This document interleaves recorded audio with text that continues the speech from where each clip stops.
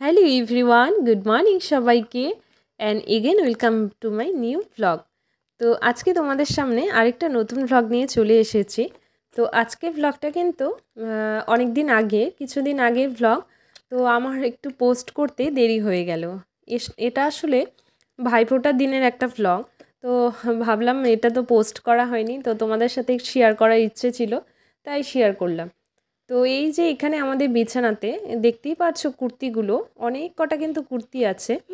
তো তোমরা কি বুঝতে পারছো এই কুর্তিগুলো কিসের? তো আমি কিন্তু কাউকে দিচ্ছি না। তো এই কুর্তিটা আমাকে আসলে আমার ভাই গিফট করেছে। তো অনেক কটা কুর্তি নিয়ে এসেছে সামনেই একটা চেনা দোকান থেকে।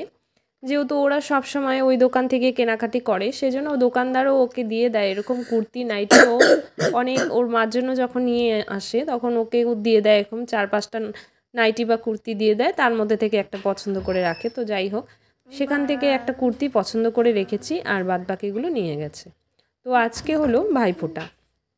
তো সকালেই স্নান টান করে একদম রেডি হয়ে আমি সমস্ত কিছু জোগাড় করে নিয়েছি। নিয়ে দেখো এখন কিন্তু ঘরটা বসাবো। আর ওদিকে ভাইও দোকান থেকে এসে ওই কুর্তিগুলো বাদবাকি কুর্তিগুলো দিয়ে এসে স্নান টান করে ও কিন্তু রেডি হয়ে চলে এসেছে। তার সাথে আমার আরেকটা ভাইও আছে, তো দেখতেই পারছো। তো আমি তো এখন ঘরটা বসাবো।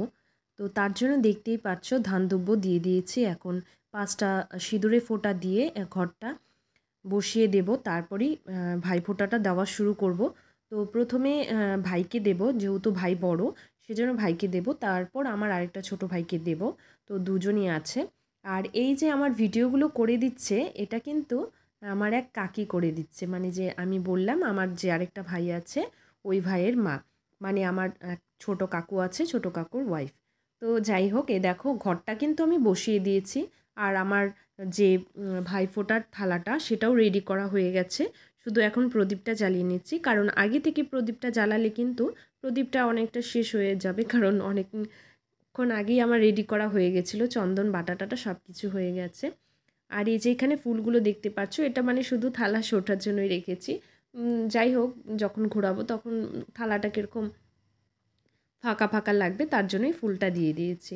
আর ওই যে আমার মেয়ে দেখতে পাচ্ছ, মেয়ে কিন্তু বিছানার মধ্যে বসে আছে আর মা ওদিকে কাজ করছে। আর ওই যে দেখতে পাচ্ছ আমার আরেকটা ছোট ভাই। তো এখন ভাইকে ফোঁটাটা দেওয়া শুরু করব। তো চলো তোমরা দেখতে থাকো ব্লগটা।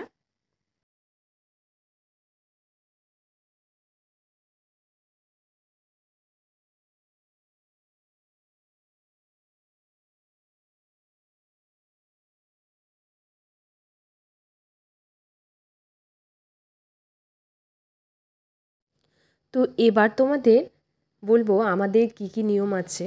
তো আমাদের নিয়মে ভাইফোঁটার দিন সকালে ভোরবেলা উঠে ওষের জল তুলতে হয়। তো কচু পাতা বা বিভিন্ন পাতায় পড়ে থাকে ওষের জলগুলো, সেগুলো তুলে একটা পাত্রে জোগাড় করে রাখতে হয়। কিন্তু এখন সময়টা এমন দাঁড়িয়েছে, ওষের জল কোথায় পাবো? সকালবেলা উঠে তো কোনো কুয়াশাই পড়ে না, তাহলে উষের জলটা কোথায় পাবো? তো এখন কয়েক বছর ধরে, আগে যখন ছোট ছিলাম তখন আরও আমার দাদা ছিল, ও দাদাদের ভাইফোঁটা দিতাম, তখন কিন্তু ওষের জল পাওয়া যেত। মানে ভোরবেলা বলতেই 5টার দিকে উঠলে, 5টা 6টার দিকে উঠলেও কিন্তু মানে ভালোই ওষের জল পাওয়া যেত। কচু পাতার মধ্যে, ঘাসের মধ্যে প্রচুর পরিমাণে ওষের জল থাকতো। তো একদম ঘাসের থেকে নিয়ে একদম হাতের মধ্যে চলে আসতো ওষের জলগুলো। কিন্তু এখন দিন দিন যাচ্ছে, উত্তরবঙ্গে কুয়াশাই পড়ছে না। মানে এখন নভেম্বর মাস চলছে কিন্তু কুয়াশার কোনো মানে চিহ্নই নেই। মানে কুয়াশা সকালবেলা উঠলেও কুয়াশা, হালকা একটা ঠান্ডা আছে কিন্তু কুয়াশা নেই। আহ, ওষ ওষের জল তো আর কোথা থেকে পাবো বলো?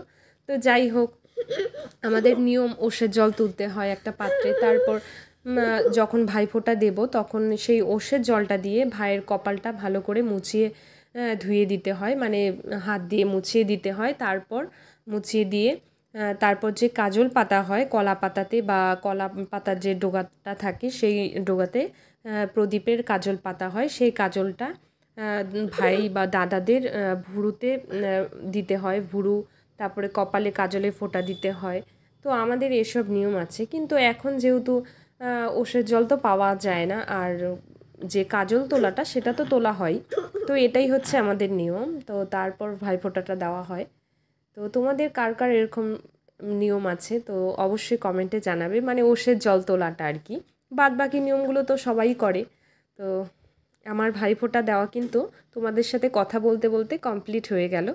তো দেখতেই পারছো দুই ভাইকে নিয়ে আমি ছবি তুলবো, তার জন্য বসে আছি। তো কাকি, আমার যে ছোট কাকি ভিডিওগুলো করে দিচ্ছে, আর ওই দিকে আমার মেয়ে বসে আছে দেখতেই পাচ্ছ। তো ভাইদের এখন খাবারগুলো দিয়ে দেব। তো যাই হোক, আমার ভাইফোঁটাটা কমপ্লিট হওয়ার পর বিকেলে আমি চলে গেছিলাম কিছু শপিং করতে, মানে দুই ভাইয়ের জন্য কিছু কেনাকাটা করতে চলে গেছিলাম। প্রথমে গেছিলাম গ্রসারি আইটেমে, তো ওখানে আমার কিছু জিনিস কেনার ছিল।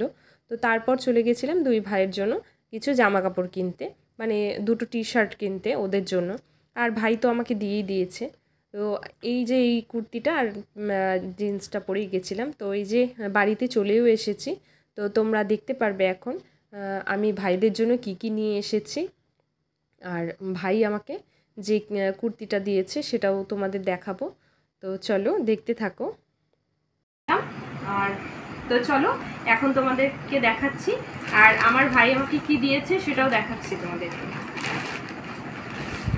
তো এই দেখো, এই যে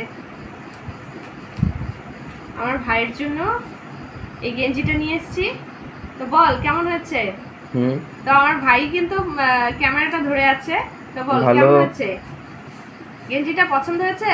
হ্যাঁ হ্যাঁ হ্যাঁ। দেখ একটু অন্য রকমের ডিজাইন, নিচটা একটু অন্য কালার, উপরটা একটু অন্য কালার। ভালো আছে তো? হ্যাঁ বল কিছু ভালো আছে? হ্যাঁ ঠিক আছে। তো অনেক পছন্দ, অনেক দেখার পর তারপরে চয়েস করে নিয়ে এসেছি। আর আমার আরেক ভাইয়ের জন্য এই যে এই গেঞ্জিটা নিয়ে এসেছি, এই গেঞ্জিটা নিয়ে এসেছি। তো একটু ছোট, তার জন্য ছোট গেঞ্জি। তো এই ভাইয়ের জন্য এই গেঞ্জিটা নিয়ে এসেছি। তো কেমন হয়েছে দুটো গেঞ্জি অবশ্যই অবশ্যই জানাবে কমেন্টে। আমার দুই ভাইয়ের জন্য দুটো গেঞ্জি নিয়ে এসেছি। আর আর এমনি টুকটাক ইউজের জন্য এই একটা গুড নাইট নিয়ে এসেছি, গুড নাইটের তেলটা। আর একটা আমার মেয়েকে পরিষ্কার টরিষ্কার করানোর জন্য, তারপরে যাই হোক একটা ওয়াইপস এনেছি, আর একটা বডি লোশন। তো এই বডি লোশনটা অফারে দিচ্ছিল, একদম 50% অফারে দিয়েছে কসমোতে। তো এটা নিয়ে এসেছি। তো আজকের মতো আমার শপিং এখানে। আর এই যে তোমাদেরকে যে বলছিলাম যে আমার ভাই আমাকে একটা কুর্তি দিয়েছে ভাইফোঁটা দেওয়ার আগেই, তো সেটা হলো এই কুর্তিটা। মানে এতগুলো কুর্তির মধ্যে আমি এই কুর্তিটা পছন্দ করে রেখেছি। তো কেমন হয়েছে অবশ্যই জানাবে। আর আজকের আমার ব্লগটা তোমাদের কেমন লাগলো অবশ্যই অবশ্যই জানাবে। তো আজকের মতো টাটা।